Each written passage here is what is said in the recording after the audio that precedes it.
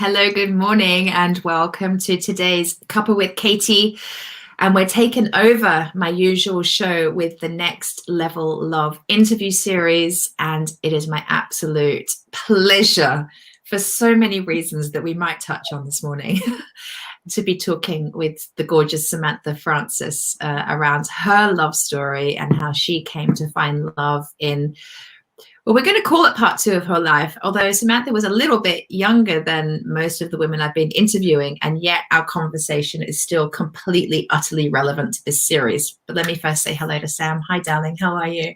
I'm very well. Thank you for having me here. It's always a pleasure. Oh, it's so good to have you. Thank you so much for being here. All right, so we've got people joining. Hello, everyone. Let me just acknowledge who's here live. Hey, Sarah. Good day, ladies. Can't wait to hear your story. Yeah, it's a good one. It's a good one. If you're here live, please do say hello. I love to know who's on. And if you're watching the replay, please type in #replay so I can keep track of who's been watching. I love to know. And if you've got any questions as we go or just want to share the love with us, please do while we're chatting. Okay, so, let me do a quick bit of background. Samantha and I know each other because Sam is one of the coaches inside my Daring and Mighty Love mastermind group, and very specifically supports the women in that group around the subject of blended families and all that a blended family is and comes with, and all the questions that a woman has before dating and then when dating in a relationship around kids. And it's just I mean, so much there, but so that's how we came to know each other. You've worked in my last two masterminds, haven't you? And you'll be doing the next one, so it's all going really well, and the women love you and you're so valuable and offer them so much. Do you want to just share, first of all, what your work actually is, what you're doing in the world? Yeah, so I love working with mums. I am a parenting and relationship specialist. I am also a Reiki master teacher and holistic therapist, belief clearing practitioner, and NLP practitioner as well. I essentially all the things. Yeah, everything. I empower mums to reconnect with themselves first and foremost, so that they can create the experiences in life that they desire, whether that's to be the best mum that they can be, whether that's to be the best partner that they can be. My work focuses around connection and reconnecting with oneself, because I believe it determines how we show up in our external world. And I just love lifting up women and empowering them and showing them that actually, they're not what they perceive themselves to be. They are so much more than that. So it's a deep passion of mine. Amen to that. I mean, I remember listening to the last masterclass you ran with the Daring and Mighty Love group, and literally every single thing you were saying, I'm like, high five, yes. We're so on the same page. We're so on the same page with helping women to remember how freaking awesome they are and really tapping into their innate power in a way that feels really true for them. And from that place, being able to call in, anything. Our focus, our passion is on calling in love, being a great parent. But all of this begins with a really, deep relationship with yourself first, doesn't it? Absolutely. Yes. Now, usually there's a story behind why someone comes to do what they do in the world. And I think you and I will probably agree that we teach what we need to learn. And that's certainly why I'm doing the work I'm doing. I had to come to a place of realizing that I was pretty bloody incredible just for being who I am, not what I did or what labels I wore. But I went on that journey, and it was a journey of self-love and tapping into my feminine power, my feminine wisdom, to be able to do the work I do now. And you too went on a journey, and I have a feeling your journey isn't just linked to the work you're doing in the world, but it's inextricably linked to how you called in love, perhaps when you didn't think that was possible. Yeah. So speaking to your love story, how far back do you want to go? How much of your story should we tell today? Where on your timeline should we begin, I wonder? I mean, we can start wherever you see fit. I mean, I'm an open book, Casey. Go for it. You are an open book, I know. So, all right, well, let's actually begin with, because you're a slightly different conversation to the other conversations I've been having this week, because the women I've been speaking to were all over 40, and that was their point at which they felt this was part 2, like act 2 of my life. You were a bit younger, so you met your guy, your partner now, at 31, weren't you? Yeah. And yet we've agreed that felt like part 2 of your life. Oh yeah. So let's start there. So why did that feel like part 2 of your life at the age of 31?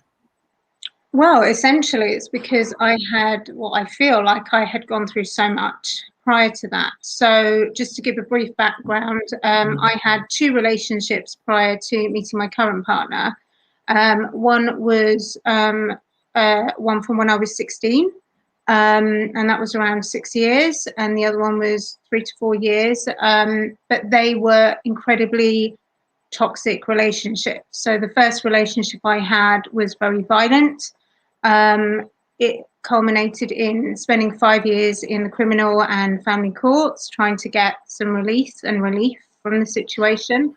I had met my second partner during that time, and I was very much in the place of, oh, my knight in shining armor, whilst I'm there feeling all wounded. And that fell apart because essentially I was wounded, and I had unknowingly connected with someone that was also very wounded within himself. And I had a child with him. So I'd had a child per relationship. And both relationships were not fantastic. And the outcome of the second relationship was me actually having a breakdown and really hitting the ground, losing everything, and realizing that actually I needed to change my life, because I had 2 small children that they were girls, they were watching me, they are girls. Still girls. They're still alive. And they were watching me grow up, and they needed me to guide them to grow up as well. And I wanted to be the woman in their life that showed them that they didn't have to go down the pathway that I went down. So I spent a few years on my own recovering and supporting my children in recovering from what had happened, and in my mind doing as much healing as I could in terms of building a relationship within myself. I'd reached a space where, and I want to put this really carefully as well, I'd reached a space where I was taking responsibility for my energy and my availability for those kinds of relationships without taking responsibility for their actions. I was solely taking responsibility for my participation. Not in a blaming way, but in the sense of, I looked at it and I thought, I've been attracting in some really bad people, I think I maybe need to do some inner work around that. And I went on a journey of discovering actually how energetics work, the masculine and the feminine, why was I getting the bad end of the stick, and I remember somebody saying, oh, maybe, you're an empath, you're sensitive, maybe you're just not meant to be in a relationship. And I could hear my higher self going, no, don't do that. Go down this pathway where you will learn about yourself. And that is always the key. So I did that. And it feels like a massive chunk of my life, that whole chapter there. So it does feel like I'm in the second stage now. Well, you started young. I mean, that was a significant relationship from the age of 16. Yeah. And you had a child with that person. Yeah. So, you'd done a lot of living and being in relationship Yeah. earlier than the women that I've been speaking to so far. Yeah. So yeah, and yet you arrived at a place, you know, having, you know, failed relationships, trauma, kids, and then thinking, well, what's next for me and how do I create that? Yeah. Yeah. So what did when you realized, and by the way, like what a wise woman you already innately were to know that, and to start noticing, well, there's patterns going on here and it's not healthy and I don't feel great as a result of them and it's impacting my kids. Maybe I need to learn how to change up the patterns. Oh, maybe that's an inside job. So that's pretty wise to have got to that at such a young age, actually. It was really helped by the fact that my daughter, my oldest daughter, was seeing a child psychologist.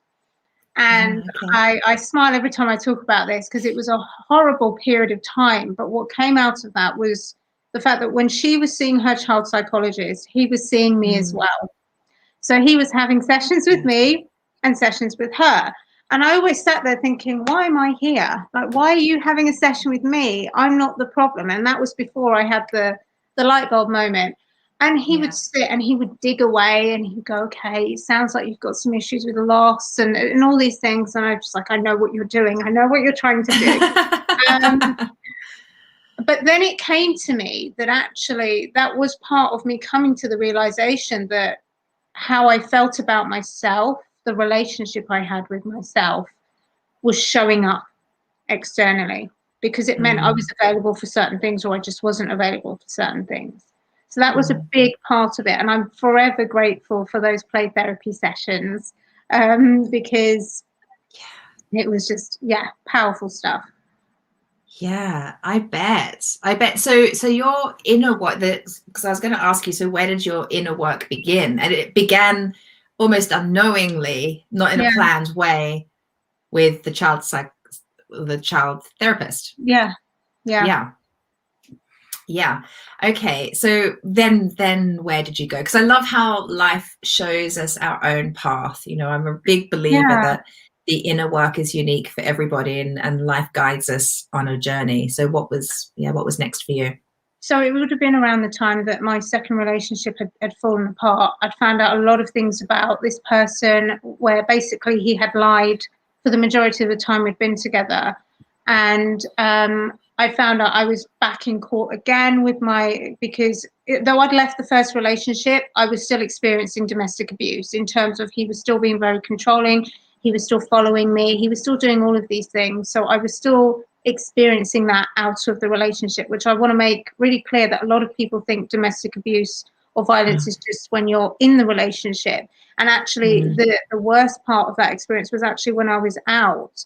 So I was going through all of that stuff. We were still going through the courts. We had to go back again because he was following me somewhere. And it was like everything in that moment came in one big, like, bam. And all of a sudden, where I had been trooping along, I just broke. And I was always known to be very hardened, very, not cold exterior, but very guarded. I wasn't a crier. And I remember one day just waking up and I could not stop crying. Like, I was taking my eldest to school, pushing the pushchair, my little one in there as well. And I was crying down the road. I felt so lost. Like, I didn't know what to do. I walked all the way to my mum's, which was a 30-minute walk, just holding back the tears, crying. I went to her, and my mum and I are not close. But this just shows how, God forgive me, it shows how low I was. I went to her, and, I said, I can't do this anymore. I can't cope. And she said, okay, she'll have the kids for a couple of days, which turned out to be one day. And I was able to go home and just rest. And in that moment of resting, I just thought, no, I need help. And I called on whoever was up there listening. I called on my higher self. I said, I need strength. I have none left. And there was this almost innate reminder that actually, yes, it's still there. You've just disconnected. It's okay. You're going to be okay. So it intrigued me because, you know, on the online space as well, you know, in the field that we're in, we get a lot of coaches, a lot of mentors, a lot of people doing so many different things. And I wasn't really in the online space as much as I am now. But I had started to get on there. I was, oh, there's somebody that does sexual healing here. There's somebody that does relationships here. I wonder what all this is about. Because at no point in my journey, yes, there were moments where I felt like I was broken. I was lost. I didn't know what to do. But at no point in my journey did I ever want to see myself as a victim. Even now, when people say, oh, you're a victim of domestic violence, I'll go, well, I experienced it, but I'm not a victim because I want to take full responsibility for how I show up in the world. Amazing. So I looked into, I just started looking at all these different avenues, Katie. I thought, oh, look, we've got masculine and feminine things here. What's that about? And that was the game changer. That was the game changer. For me too. Yes. Because I thought, where did all of this come from now? I've gone through how many years of my life and I have never heard of this stuff. What is this about? Yeah. And my God, I connected with a coach, and she was my starting point as well. And she was very much in it. And she was very matter of fact. And she was like, it's this, you know, you're showing up as a wounded feminine. And when you do that, you're going to activate the wounded masculine. You're going to attract it in. You're going to be available for that. Because when you're wounded, your standards are not high, all this stuff. And I thought, oh, this is interesting. This is interesting. So I just delved more and more into it, and I started looking at the energetic side of it. Obviously, I at that point qualified as a Reiki master teacher as well. So I knew about all of those things, but not in terms of connecting it in with masculine, feminine dynamics and relationships and how they kind of come together. And I just explored more and more. I love to find out information. I love to learn. So it was something where I was making it a daily ritual to just find out more, go within, find out more. Does this resonate with me? Does it not? And it was a lot of facing your own self as well, Katie, isn't it? Like, right. When you hit rock bottom or you're just looking at your life and you're just thinking, what am I really doing? You do have to take a step back and think, well, what am I really doing? Literally, what am I really doing? But what am I really feeling as well, that's determining what I'm doing or not doing? And just about being really real with yourself as well throughout the process. It's not an overnight job, and it's still something that I continually do today in terms of my development and my growth, because we never stop, do we? No, never, ever, ever. What do I want to say? What was coming to me while you were speaking? I'm so absorbed in you. I'm not in interviewer mode. I'm like just listening. And to be honest, I can see Kellyanne's with us. Hi, sweetheart. You've commented a few times, and my eyes welled up with something you said, because I was connected when Kellyanne said, I hear this so hard, and I know her story because we've done some private work together. What you're saying is going to be resonating deeply with so many. In my heart, I'm feeling yours right now, Kellyanne, because I know how deeply this is going to be resonating for you. Something I just wanted to pick up on, just because it was part of my journey, that word domestic abuse. I remember being told I was in a domestically abusive relationship, and it was only a short relationship, but I remember it really shocking me, because this man never hit me. And I thought domestic abuse was physical. Yeah. And it was only when I found myself sat in a police station and I read, there was a pamphlet and something on the wall, and it said, like, could you tick these boxes? You know, it was like, tick. Oh my God, I'm experiencing domestic abuse, and I didn't know. And I think that's something really important for me, it was a real wake-up call, actually. And I realized that, again, at that point in my life, I was a vibrational match for that. And I needed to shift something within me for that pattern to change. So I do really relate to that. Goodness me. So I know what I wanted to ask you. What would you say? Because here you are, you're a young woman with two very small children. What would you say to a woman who has children and is running a business, is busy, busy woman, we're all busy. Mm. What do you say to a busy woman with children who says, this all sounds great, but I don't have time for this inner work. I don't have time to go there. I don't have time to come undone. I don't have time to break down. I have to keep it together. My kids need me. I've got a job. I got to keep paying the bills. What do you say to somebody that says that? I say, okay, that's okay. If that's where you're at, that's fine. Because the truth is, some people are just not ready to go there yet, right? I always say that, you will reach that point, well, most people do, where they actually find that their busyness and they're doing this and doing that and being in headspace and using that as sometimes as a way of band-aiding over stuff that they don't or not ready to face. You'll reach a space usually where you actually something happens or you have a light bulb moment in your life where you just think, actually, I'm really unhappy. I'm really unhappy. Because, you can only pander after the kids for so long. They grow up and they go, yeah? And when that happens, then, you either find something else to keep you busy or you actually learn to sit with yourself and accept and love yourself and build that relationship. Because the truth is, the more we avoid the relationship with ourselves, that's a vibrational match for somebody else that's going to avoid the relationship with us too.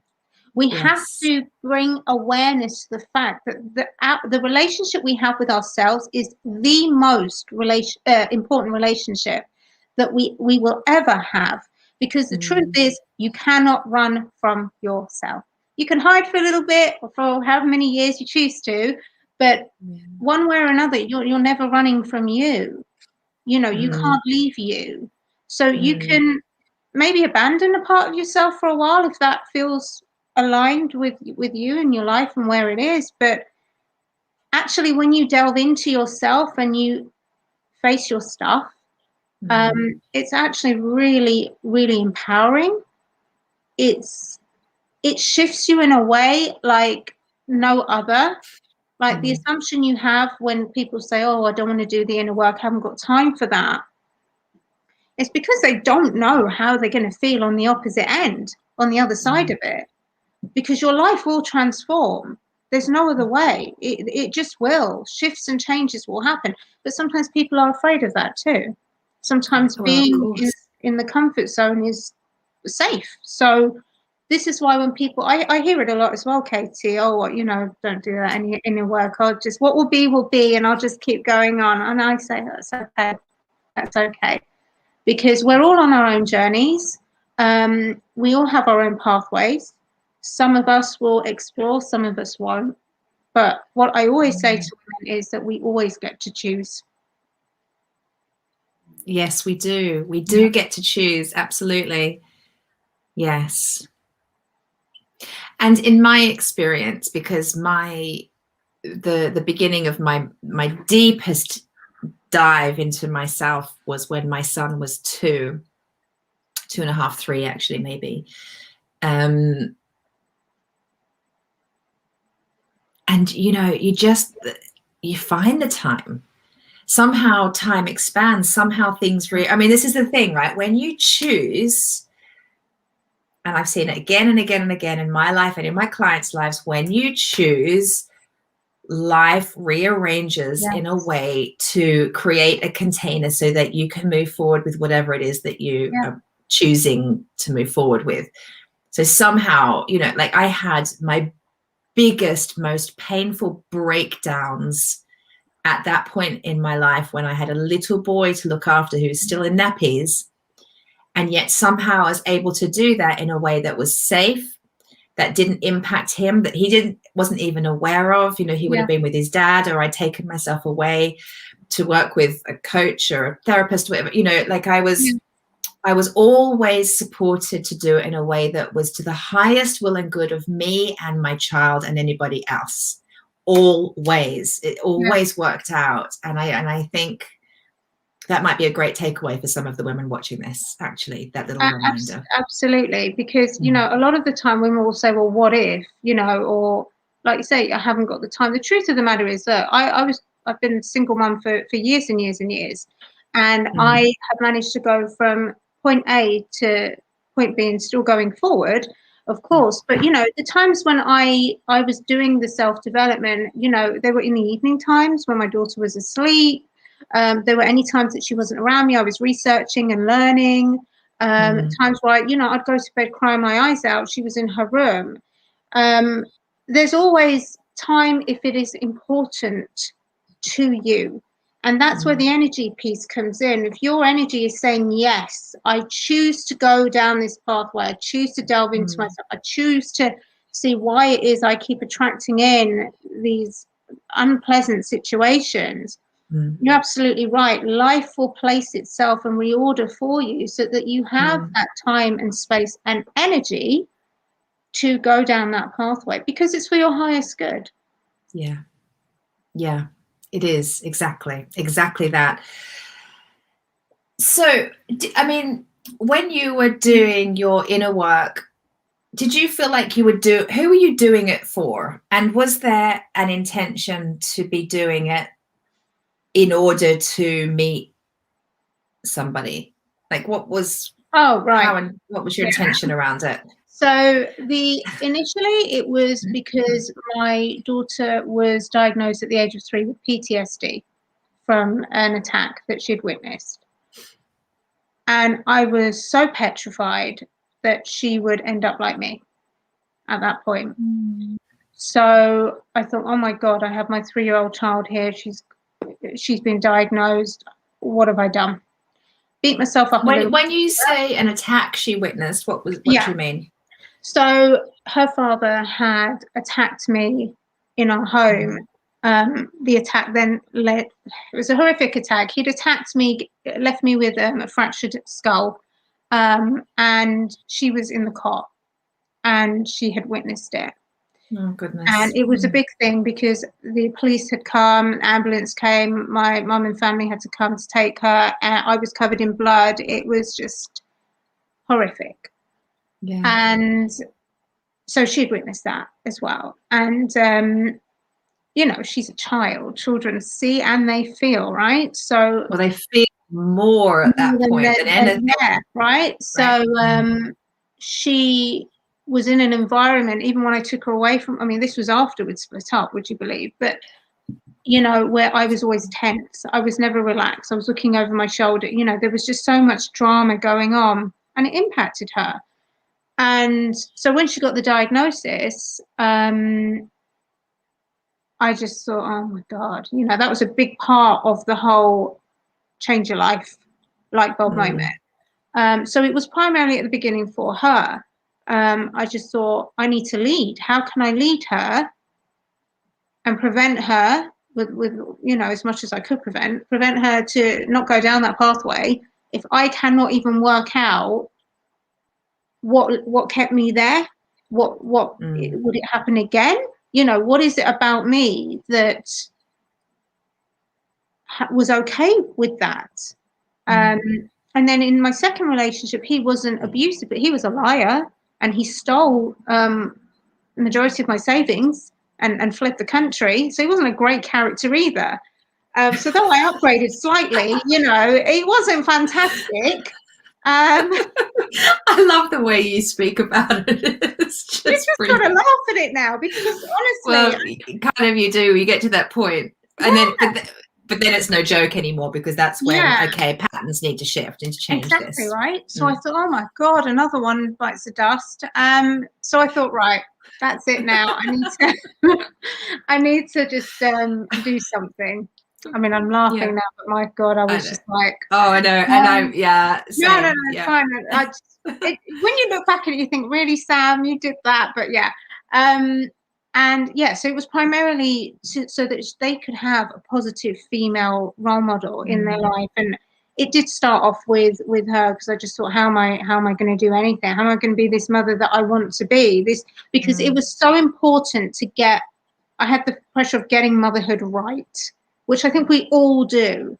And when she came out with that diagnosis, I thought, oh boy, I'm going off in the opposite direction here. I need to bring something in to support all of us. So it was primarily for her and my youngest, but then it turned into me. It was about me and how I wanted to feel. And as I delved more and more into the work, I realized that it is essentially about how we feel about ourselves. So then it kind of went over into that direction. But it was never in a space of because I want to be in another relationship. In that time, I knew and still believed in love. You know, I would hear people's love stories and I would just be like, oh, that's so sweet. That's so nice to see. But it was never a case of where I was looking to go into something and that's why I was doing the work or anything. That wasn't a drive for me. It was more so that my daughters could grow up and see an aligned mother who was authentic, who was honest, who was real and true with herself, but consistently trying to be the best version of herself. That was the important piece for me. Not a perfect mother, because none of us are. We're not. Humans are imperfect, right? But I wanted them to see that life has ups and downs, and the most aligned way to navigate it. Yeah, the most aligned way to navigate life's ups and downs is to be connected with you at all times, isn't it? So that you're just sort of going with the flow of it rather than... And we were saying before coming on the call today, because there's this, what's happening to, is it tomorrow? What have we got? A full moon and... I think it's a full moon, super moon, eclipse, like loads of energetic stuff flying about. And I think we've got Mercury retrograde coming in as well. Brilliant. It's just perfect. Yeah. And so we were saying before coming on the call, because I'm like, oh my God, that I've got lots of balls in the air right now, and they all seem to be dropped on the ground or very bloody close to dropping on the ground. And I'm like, my energy is... And it's taken, I mean, thank God, this is what I always say, thank God I have such a strong relationship with myself, because, you know, I'm like, if I feel on edge now, like I am at the moment, I'm a little bit on edge at the moment, you know, I'm going to, after this call, I'm going to really take some time out. I'm going to do some practices to really ground myself again, as I've already done this morning, but I need more today. Yeah, that's fine. But thank God, because me, you know, 15 years ago, how old's my son now? Me 12 years ago, I mean, I don't know how I would be dealing with my day right now. I wouldn't be here with you having this conversation, that's for sure. But I know, you know, speaking to the why behind doing the inner work, and this is the case for all of my clients. I mean, they find me, I find them. We come together because they desire soulmate love. It's not the work we're doing.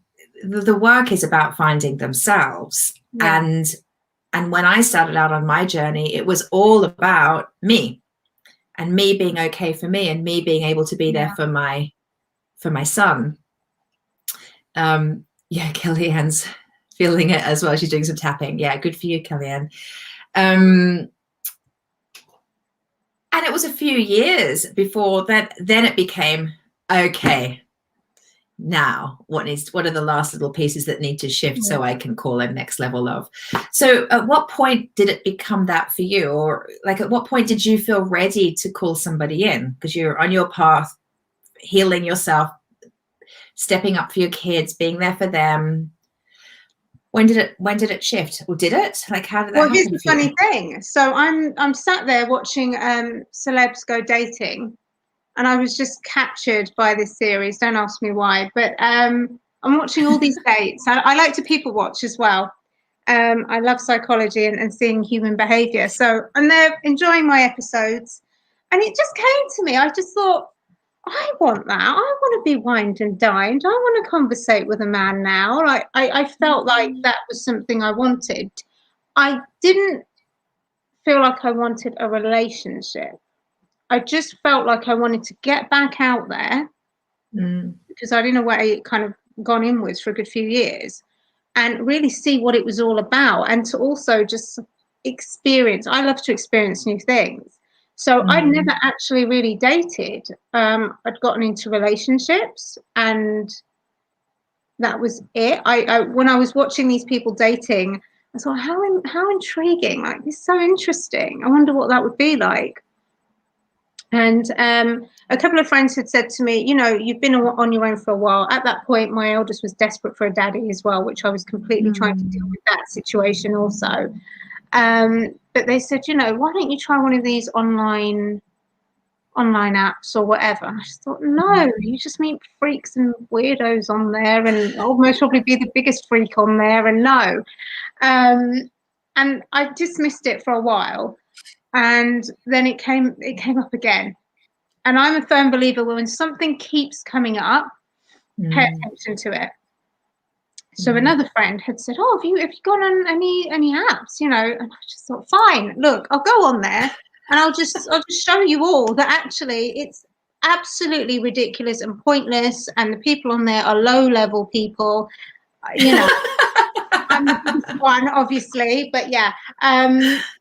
So I went on Tinder. Of all the apps, I went on Tinder. And I was just there going, yeah, swipe away, blah, blah, blah, blah, blah. Wasn't really taking any interest in it at all. Just kind of out of curiosity, because I'd never done anything like that. And then my daughter and my sister were swiping people for me. It was all fun and games, right? And it's all fun and games until you get a match, right? Yeah. Right? Yeah. So yeah. on the day that I just thought this is a pile of rubbish, I'm just going to delete the app later when I get home, I got a message. And it was from somebody I did not recognize. So obviously I did not pick this person. He was swiped either by my daughter or my sister. Oh my gosh. Yeah. Okay. And he and before I knew it, I just thought, oh, let me just be polite and just respond back. Again, not taking anything seriously whatsoever. And we were messaging each other for like 3-4 hours. Just really playful messages, you know. And then he asked me, would you be open to meeting for a coffee? And 2 days later, we met for a coffee, which is really unlike me, because I usually take a long time to speak to somebody, get to know them. And I remember on the day to meeting him, I did not want to meet him. I was literally sat there going, I can feel all this energy. I don't know what this is. This must be a warning. Like, I shouldn't go, but I've made the commitment, so I have to go. But I went, and I was late, which I've never been late for anything in my life. I swear to God, I was late. And he was about to leave. And we just saw each other as we were coming in. And 4 years later, I'm stuck with him now. Like, you won't go. I'm only joking. But yeah, that's brilliant. But yeah, obviously there's a lot more to it. But yeah, that's essentially how I didn't go in looking for a relationship. I got to know him. Things went. It flowed, if that makes sense. Like, even I think even now I think back and I think, why did I meet somebody after 2 days? That is it was so unlike me. And I can now look back and think that energy that I felt, that I thought was at the time was like, don't go, it's a big thing. It was actually my body trying to keep me safe, my brain trying to keep me safe, in the sense of this was going to be something a lot bigger than I thought it was going to be. Again, it wasn't just a coffee. This is not just a coffee. This is, you're stepping into a next part of your life. Yeah. And I was like, no, delaying until I thought, oh, I can't delay anymore, and I went. And it wasn't just a coffee. You know, I'm there going in with my naive self, thinking, oh yeah, I'm going to have like a celebs go dating kind of thing going on here, you know. And when we did meet for the coffee, it wasn't just a coffee. We met at 3:00 in the afternoon, and the day ended at 10 p.m. because we went to a restaurant after. Wow. His friends had cancelled. The universe orchestrating things again, because he had plans that evening. They cancelled, and we just hung out. Yeah, it was up to now, Katie. I'm just like, how did this happen? Wow. Yeah. Wow.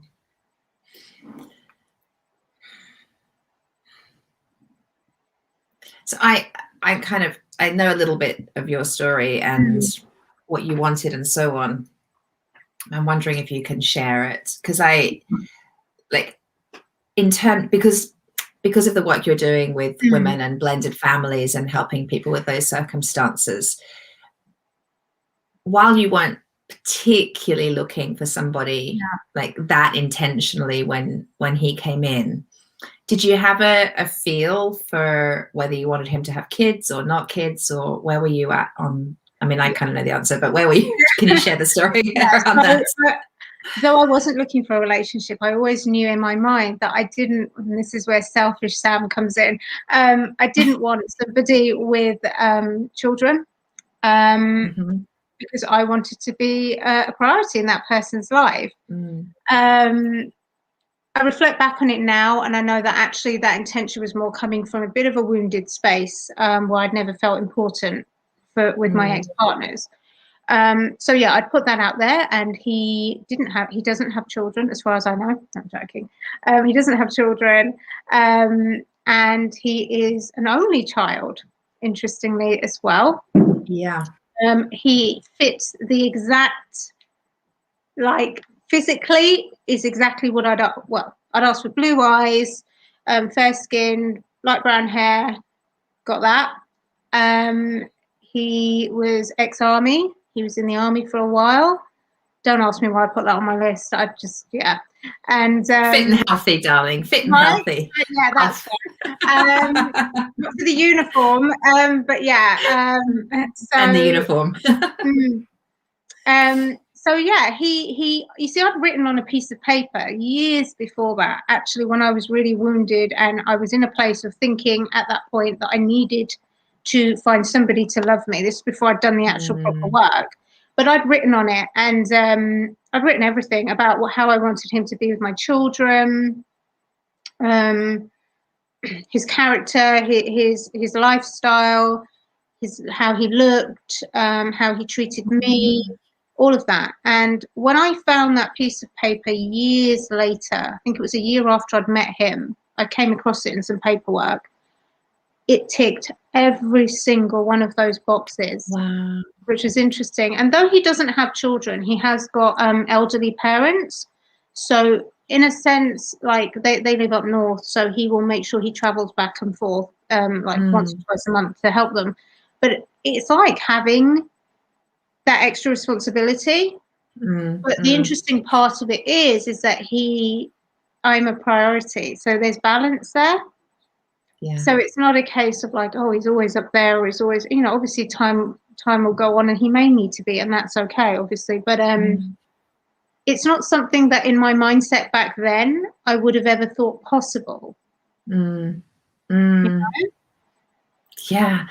What's amazing, but what you're proving there is that when we do connect with the desire of our heart, and you did all that time ago, and then you didn't know you were surrendering it. No. But you just sort of wrote it and forgot about it. Same thing as surrendering it. Yeah. This is the key, right, to calling in. There's no attachment to outcome. Yeah. And there's complete faith and trust that life, God, source, the universe knows your heart and knows your desires. So you don't need to ask every single day, I want the guy with the light brown hair and the blue eyes, and be nice if you had a uniform. And it wasn't, you didn't have to ask every day. We don't have to ask, because we make the ask, and then we can trust it's on its way. Well, we only need to ask once. Yeah, exactly. And when we're asking repeatedly, what we're actually doing is we're coming from a space of it's not here yet. We're coming from a space of lack. We're coming from a space of I don't trust. And that just kind of sends a very different energy out there again, because the universe responds to us vibrationally in terms of how we feel as well. And if we're looking at the lack, if we're looking at the emptiness, it's not here, that's simply what we're going to get more of. And it's like placing an online order, isn't it? Like, you wouldn't keep, if you put all your stuff in the basket, you wouldn't keep pressing send. You click it once, it's done, right? Yeah. And it's gonna come, right? That's it. Yeah, I tell you, calling in anything, but even just living life, it requires so much faith and trust. I was out this morning walking the dog, and like I said, there's quite a few balls in the air, and they seem to be dropping at the moment. And there's the full moon, it's all happening. And I was just like, you know what? And I was tuning into whatever I was tuning into. And I'm like, do you know what? I get it. It doesn't matter. Yeah. It's for whatever reason. I know, gosh, it's going to make me cry because I feel this so strongly. Yeah. I know that life has my back. And I know that life knows the desires of my heart and my soul. It knows why I'm here. It is always aligning things for me in a way that's to my highest will and good, always. So my humanness, my ego might be seeing balls dropping on the ground right now. But that doesn't mean that I'm off track. It doesn't mean things aren't working out for me. That doesn't mean I'm doing anything wrong or there's something wrong with me. Yeah. All it means is I'm being shown a different way and I can't see it right now. So I'm just going to have the faith and trust. And it's it all happens to be happening with huge changes in planetary energy right now. So of course, like, can I use that energy right now to really surrender and really be taken on a turbocharged journey to where I'm meant to go in a way that I didn't imagine? And this is what we're being called to all the time. And the dating process is that, like, this is the calling all the time when you're calling in love, like, trust the process. Yeah. Trust it. I just want to share Kellyanne's question with you again, just to get that answered. Did you realize this was something special at the initial meeting, or did it grow over time? So that was the coffee. Oh, I love that question, because I'll tell you something now. I thought he was the rudest man I'd ever come across. And I'm not even joking. Really? Yeah. Like, okay, fine. I turned up late. He turned up extra early. Obviously, the gap was bigger. But, I've never had a man, like, it's interesting because we met in Starbucks. And it was in the Sainsbury's, so the Starbucks of the Sainsbury's, right? Very romantic date spot, by the way. Here's the romantic part. He'd driven an hour and a half to come and meet me there, whereas I couldn't be bothered to go anywhere too far. So I was just like, yeah, that's my local. Yeah. Anyway, so yeah, I turned up late and I couldn't see him anywhere in there. And I thought, oh my God, what do I do?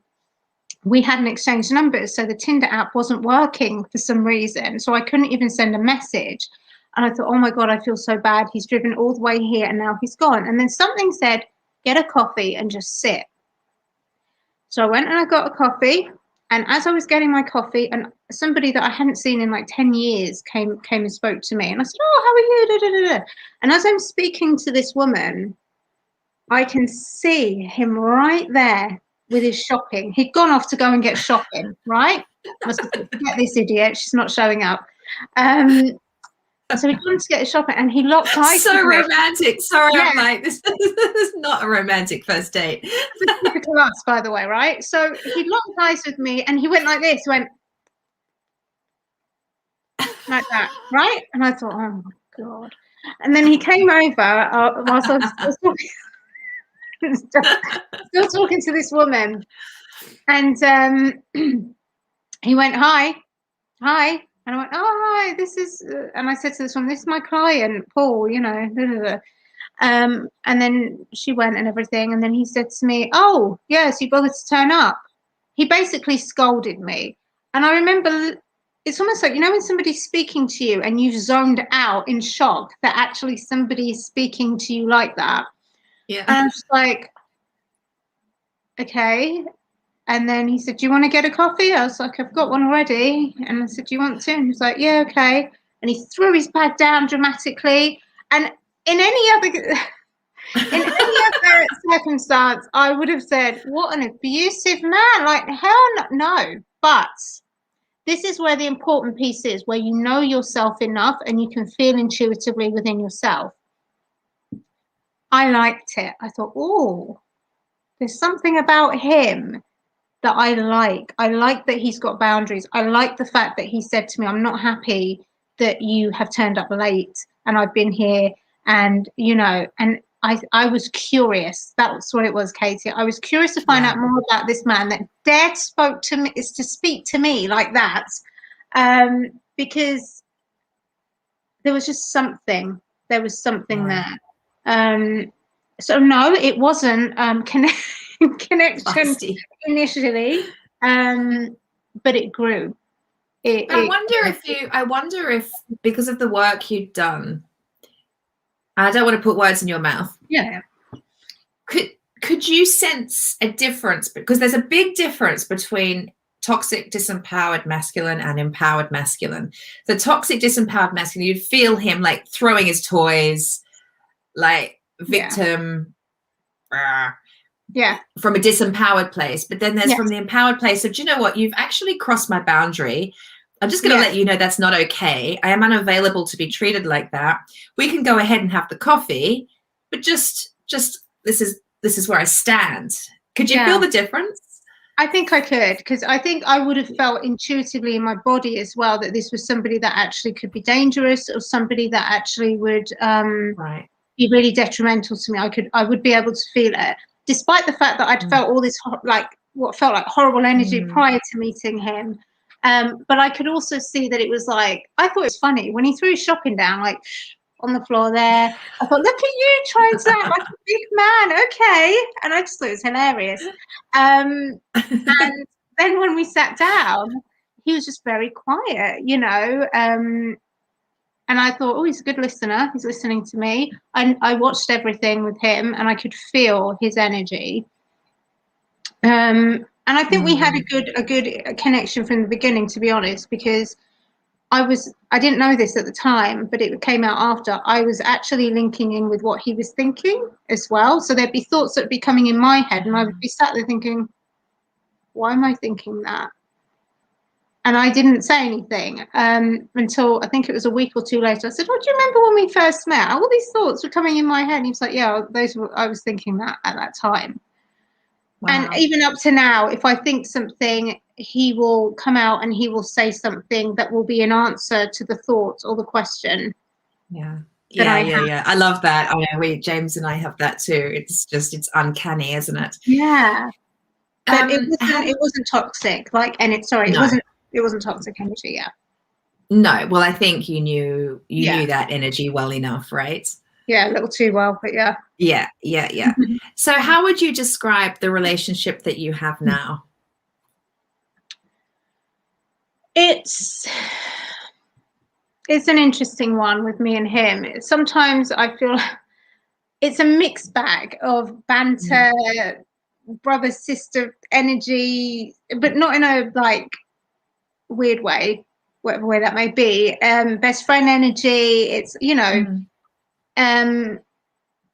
and it's been an ever growing 4 years as well. There's been moments along the way where obviously I've had a lot of abuse, I've had a lot of trauma.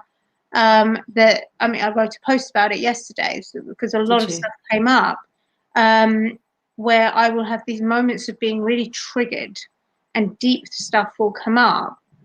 And I've learned over the 4 years, and this isn't something I did at the beginning, but I've learned that, going inwards is always your best bet, because actually you can positively influence the relationship and yourself first and foremost anyway, from doing that more so than projecting outwards. The relationship now is much more solid. It's much more grounded. We're a unit.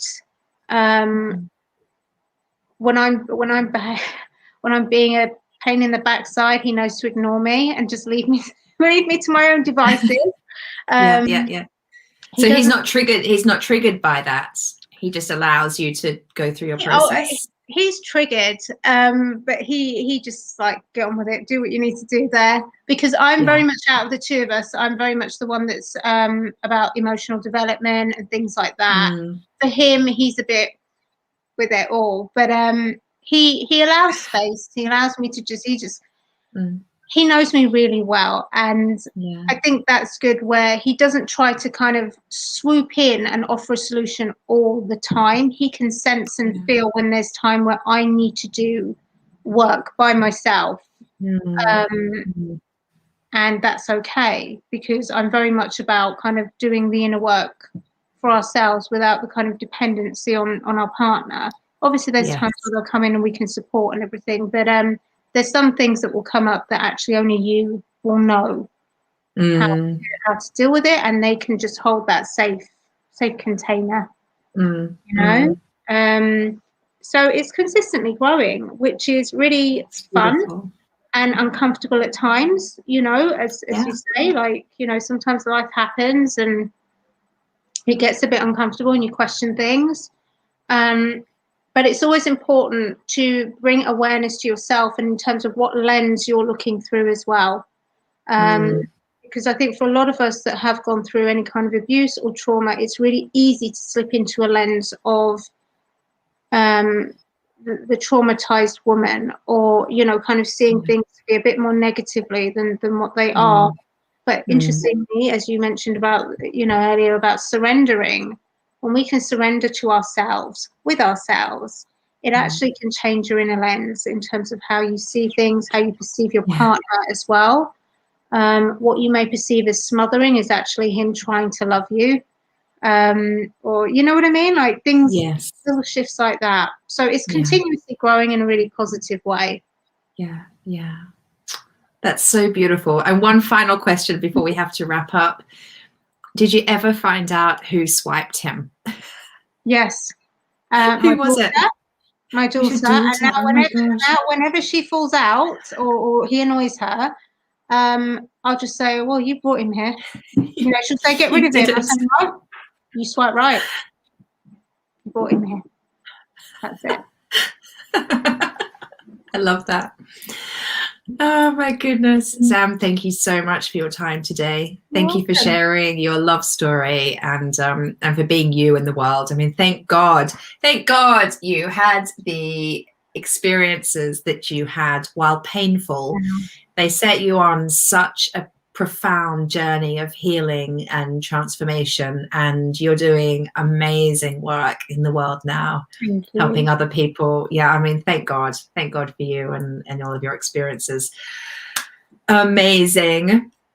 Thank you for those of you who could join live. I know it was a bit last minute today. We changed the timing, but thank you for you who could be here. And like I said, if you're catching this as a replay, please just type #replay, share your reflections. Feel free to ask any questions. We'll be back for more, or with more tomorrow, another interview tomorrow. See you then. Sam, thanks. And have a beautiful rest of your day. And you guys too, have a great day. Love you loads. Here's to next level love. Bye. Bye.